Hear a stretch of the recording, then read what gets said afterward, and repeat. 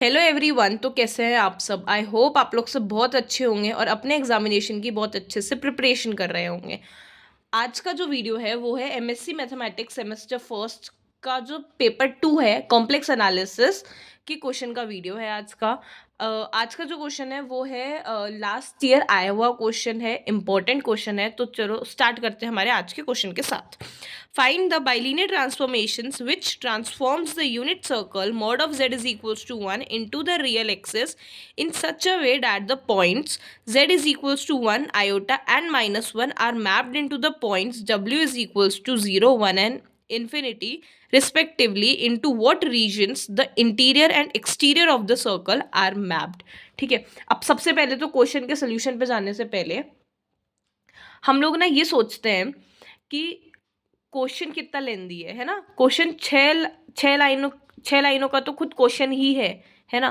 तो जनरली हम ना यही सोचते हैं कि यार दीदी 6 लाइन का क्वेश्चन है तो फिर इसका सोल्यूशन कितना बड़ा होगा, यही देखते हैं हम लोग जनरली। मैं खुद भी जब स्टूडेंट थी और जब मैं अपने एग्जामिनेशन की प्रिपरेशन कर रही होती थी तो मैं भी ना यही देखती थी कि यार ये क्वेश्चन ही 6 लाइन का तो ये क्वेश्चन ही है, तो इसका आंसर तो पता नहीं कितने पेजों का होगा। तो मैं इस क्वेश्चन को छोड़ देती हूँ, है ना, ताकि जितना टाइम मेरा इतने बड़े मतलब जितना टाइम मेरा ये सिंगल क्वेश्चन को याद करने में जाएगा उतना टाइम में मैं 2 क्वेश्चन याद कर लूँगी, है ना। तो इस क्वेश्चन को रहने देते हैं। बट विद द एक्सपीरियंस मुझे ये पता चल चुका है और मैं अब आप लोगों से ये बोल सकती हूँ कि जितना बड़ा क्वेश्चन होता है ना उतना ही उस छोटा जो है वो उसका आंसर होता है। अगर आपका क्वेश्चन 6 लाइन का खुद क्वेश्चन ही है तो आप ये समझ जाओ कि क्वेश्चन में ही सब कुछ है। सारी की सारी बातें जो है वो क्वेश्चन खुद अपने आप में बता रहा है, तो इसका आंसर तो बहुत ही ज़्यादा छोटा होगा, है ना। और जो 1 लाइनर क्वेश्चन रहता है ना, show that this, show that that, है ना, तो उसमें ये होता है कि 1 लाइन का क्वेश्चन है तो आपको 2 से ढाई पेज का तो उसका सोल्यूशन ही होता है ना। जनरली ऐसा ही होता है जहाँ तक मैंने देखा है। तो चलो अब इस पे ज़्यादा डिस्कशन नहीं करते। मेरा कहने का मतलब बस इतना सा है कि अगर क्वेश्चन बड़ा है तो उसको देख के घबराना नहीं है। जितना बड़ा क्वेश्चन होगा उतनी ही चीज़ें क्वेश्चन खुद अपने आप बता रहा होगा, है ना। तो इसका सोल्यूशन बहुत ज़्यादा स्मॉल होगा। और अभी आप देख लेना, इतना बड़ा क्वेश्चन है ना 6 लाइन का, अभी इसका आंसर देखना आप कितना छोटा होगा। चलो तो स्टार्ट करते हैं हम हमारे सोल्यूशन को लेके। ये हमारा क्वेश्चन है एग्जाम्पल नंबर 6.2.14। अब देखो ये जो क्वेश्चन है, सबसे पहले तो ये याद रखो कि क्वेश्चन क्या बता रहा है। क्वेश्चन ये बता रहा है कि हमें बाइलीनियर ट्रांसफॉर्मेशन फाइंड करनी है, ठीक है। अब एक चीज़ अपने दिमाग में याद रखो, सिर्फ इस क्वेश्चन के लिए ही नहीं, हर क्वेश्चन के लिए। अगर क्वेश्चन में बाइलीनियर ट्रांसफॉर्मेशन हमें निकालना है तो हमें सबसे पहले ये वाली जो रिक्वायर्ड लीनियर ट्रांसफॉर्मेशन है, मतलब कि जो जनरल बाइलीनियर ट्रांसफॉर्मेशन है, ये हमें याद करना पड़ेगा, ठीक है। याद रखना, क्वेश्चन में बाइलीनियर ट्रांसफॉर्मेशन आ गया मतलब क्वेश्चन का जो सोल्यूशन है वो स्टार्ट ही हमारी जनरल ट्रांसफॉर्मेशन से ही होगा, ठीक है। ये आपको याद करना पड़ेगा। इसका कोई सेकंड या फिर कोई शॉर्ट तरीका नहीं है आपको समझने का, बताने का, जो भी है आपको इसे याद करना ही पड़ेगा। यही है जो भी है ना। तो बाइलीनियर ट्रांसफॉर्मेशन दिया हुआ है क्वेश्चन में, हम लोग स्टार्ट हमेशा इस जनरल इक्वेशन से करेंगे। उसके बाद क्वेश्चन ये बता रहा है कि z की वैल्यू 1 आयोटा और -1 है, ठीक है। मतलब z1 1 हो जाएगा, z2 आयोटा हो जाएगा और z3 हमारा -1 हो जाएगा, जो कि हम इसमें रखेंगे। z1 z2 और z3 की जो वैल्यूज़ है वो यहाँ से हमें मिल जाएगी। उसके अलावा same as it is w is equal to 0 1 infinity है, मतलब कि w1 is 0, w2 is 1 and w3 is infinity, जो कि हम यहाँ पर w1 और w2 w3 में हम यहाँ पर ये जो है ये वाली हम वैल्यूज पुट कर देंगे। जब हम यहाँ पर W1 2 3 और Z1 2 3 के हम वैल्यूज़ यहाँ पे पुट करेंगे, ये देखो वैल्यूज़ पुट करी हुई है, ठीक है। इस वाली जो ये जो सेकंड स्टेप है इसमें कुछ भी नहीं, केवल वैल्यूज़ पुट करके आपको यहाँ पे बताया है। फिर इस वाली इक्वेशन को हम जब सॉल्व कर लेंगे तो हमें मिलेगा W is equals to iota 1 minus of Z अब divided by 1 plus of Z, ठीक है। कुछ भी नहीं है, कोई रॉकेट साइंस नहीं है, इसे बस केवल इनइक्वालिटी सॉल्व करी है, ठीक है।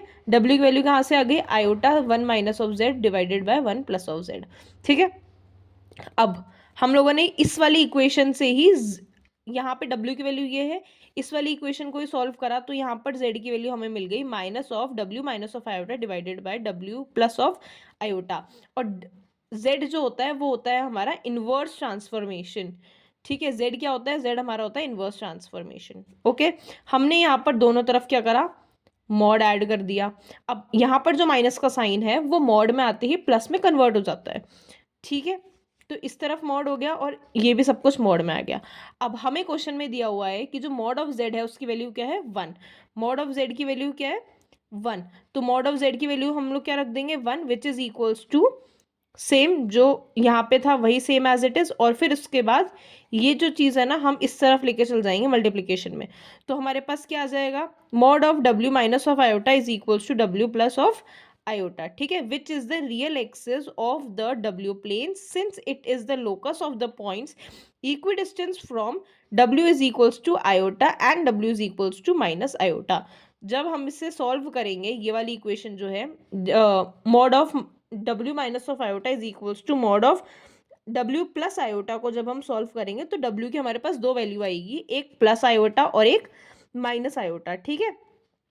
तो ये क्या हो जाएंगे हमारे पास, ये इसका मतलब ये है कि it is locus of the points equidistance from W is equals to 1 and W is equals to iota and W is equals to minus iota, ठीक है। Also the centre is equals to 0। हमें यहाँ से बोला है कि centre से लेना है, ये देखो है ना, तो फिर सेंटर इज इक्वल्स टू क्या हो जाएगा, 0 हो जाएगा, ठीक है। तो जो सेंटर होता है, सेंटर पर हमारे जो क्या बोलते हैं, ये सेंटर पर Z की वैल्यू क्या हो जाएगी, हमारे सर्कल का कोई सेंटर है तो फिर सर्कल के सेंटर पर वैल्यू क्या होती है, हमेशा 0,0 होती है। तो Z की वैल्यू क्या आ जाएगी, 0 आ जाएगी। So also the centre Z is equals to 0 of the circle single mod of Z is equals to 1 is transformed into the point W is equals to 1 of the W plane, ठीक है। क्या करा, आया समझ में, जो centre है Z is equals to 0 उसको हम लोगों ने ट्रांसफॉर्म कर दिया है point W is equals to iota में ऑफ द W प्लेन, ठीक है। It follows that the interior of the circle mod of Z is equals to 1 is mapped into the upper half plane again since W is equals to minus iota corresponding to Z is equals to infinity, so it follows that exterior of the circle Z is equals to 1 is transformed into the lower half of the W plane, ठीक है। कुछ भी नहीं, कोई rocket science नहीं है, easy and simple. हमें सबसे पहले तो Z इज इक्वल्स टू 0 था, तो फिर वो किस में ट्रांसफॉर्म हो गया, Z is equals two plus of iota में, प्लस ऑफ आयोटा में चेंज हुआ, मतलब कि जो इसका इंटीरियर होगा वो अपर हाफ होगा, ठीक है। इसमें देखो, यहाँ से देखो, ये हमारा W का प्लेन है, ये हमारा क्या है, W का प्लेन है। तो इसमें ऐसा कहा है यहाँ पर Z की वैल्यू क्या होगी, हमेशा 0 होगी। तो पहला हमारे पास Z की पहली हमारे पास W की जो वैल्यू आई थी वो आई थी प्लस आयोटा और माइनस आयोटा। तो Z इज इक्वल्स टू 0 जब है, जैसे कि लेट सपोज करते हैं कि यहाँ पर Z इज इक्वल्स टू 0, यहाँ पर सेंटर है, ठीक है। तो जब Z इज इक्वल्स टू 0 है तो पहले हम लोगों ने इसे ट्रांसफॉर्म कर दिया, तो जो W is equals to iota है हमने उसमें इसे ट्रांसफॉर्म कर दिया, तो ये मैप्ड होगा upper half of the plane, ठीक है। और दूसरी चीज, जब W is equals to minus iota है, एक बार प्लस आयोटा में अपर हाफ आएगा तो W is equals to minus iota होगा, तो ये नीचे वाला ही आएगा ना, नीचे वाला ही आएगा, lower half of the W plane ही आएगा। तो बस यही चीज यहाँ पे बस केवल बोली गई है कि जब आपका mod of Z is equals to 1 हमने मैप करा W is equals to iota के लिए, तो हमें मिलता है अपर हाफ प्लेन, ठीक है। और जब W is equals to minus iota को हम लोगों ने मैप्ड करा w is equals to minus iota में हमने मैप करा z is equals to infinity में, तो हमें क्या मिलता है, lower half into the lower half of the w plane. So this transformation maps the lower half plane into the interior of the unit circle and the upper half plane into its exterior. हमें यही बताना था question में, into what region the interior and exterior of the circle mapped, है ना. हमें हमें पता चल गया डेट इंटीरियर जो है वो है हमारा upper half of the plane और एक्सटीरियर जो है वो है हमारा lower half of the plane. ठीक है, देखो कितना कितना छोटा इसका सोल्यूशन था, है ना. तो क्वेश्चन को बड़ा देख के स्किप मत किया करो. जो क्वेश्चन बड़े होते हैं वो क्वेश्चन उसका जो सोल्यूशन है वो बहुत छोटा होता है, क्योंकि क्वेश्चन अपने आप में सब कुछ बता देता है ना. Easy and simple. तो ठीक है, अगर आप लोग को वीडियो अच्छी लगी हो तो चैनल को सब्सक्राइब कर देना, शेयर कर देना अपने फ्रेंड्स के साथ और वीडियो को लाइक कर देना. Okay, thank you so much. कुछ नहीं समझ में आया हो तो कमेंट सेक्शन में पूछ लेना, दीदी मुझे ये लाइन समझ में नहीं आई है, मुझे बता दो, मैं आप लोग को बता दूंगी. Okay, thank you so much. Bye bye.